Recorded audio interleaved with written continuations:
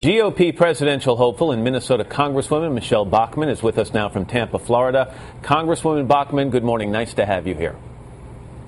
Good morning, Matt. Thanks for having me on. It's our pleasure. Going into last night's debates, a lot of political analysts said that you in particular needed to throw some punches and make some waves to get your campaign back on track. We heard some of your questions for Governor Perry. Did you accomplish that?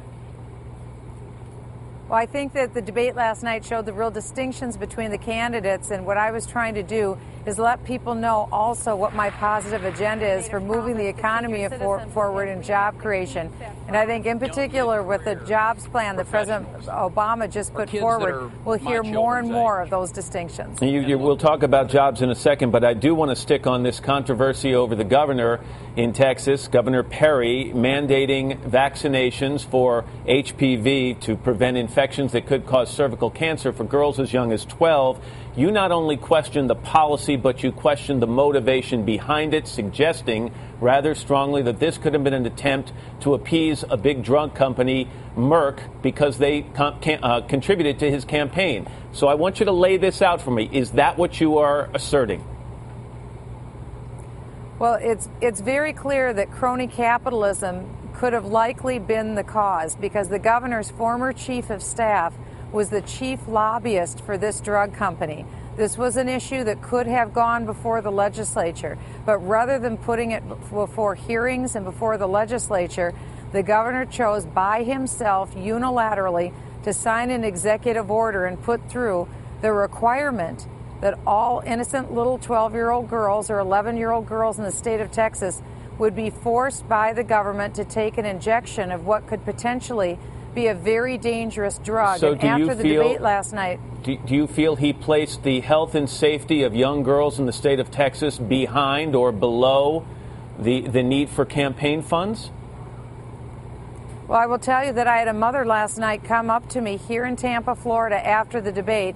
She told me that her little daughter took that vaccine, that injection, and she suffered from mental retardation thereafter. It can have very dangerous side effects. The mother was crying when she came up to me last night. I didn't know who she was before the debate. This is the very real concern, and people have to draw their own conclusions. Do you think that you're going to continue to hammer away on this subject? Do you think there's traction to be found here? Well, I think that this was traction with a lot of people, and we'll see what people say about this. But again, it's drawing the very real distinctions that you can't abuse executive authority with executive orders, because there can be very negative consequences that the American people have to pay. And again, there is no second chance for these little girls if there's any dangerous consequences to their bodies or for their parents. You're on the subject of job creation. Part of your solution is to cut corporate taxes, cut spending, kill certain regulations, and repeal health care reform and Wall Street reform. Now, on the last two there was high unemployment before health care reform and Wall Street reform were ever voted on. So why do you think that's so important? Where are the jobs there? Well, we know from the nonpartisan Congressional Budget Office, their estimate is that over 800,000 jobs will be lost as a result of the government takeover of health care, otherwise known as Obamacare. That's a very real number, 800,000 jobs lost. And I can verify that when I am going from business to business to business.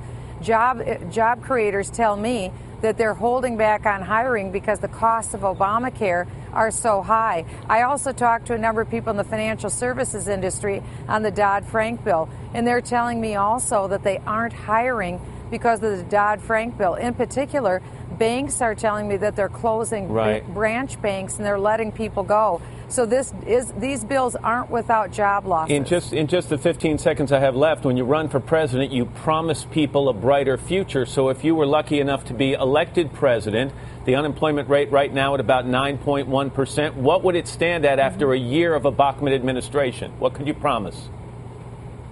Well, I can tell you what I would do to bring it down, and then, of course, the marketplace would have to prevail. And I would bring in money that's been earned overseas into the United States by having a 0% repatriation tax. There's $1.2 trillion in money that we could wash across the United States tomorrow if we would have this 0% tax rate. And then I want to permanently bring those jobs back to the United States by lowering the tax on job creators. That's the very first step, because we need permanent solutions in the private sector, not temporary government fixes. Congresswoman Michele Bachmann. Congresswoman Bachmann, thanks for your time this morning. I appreciate it.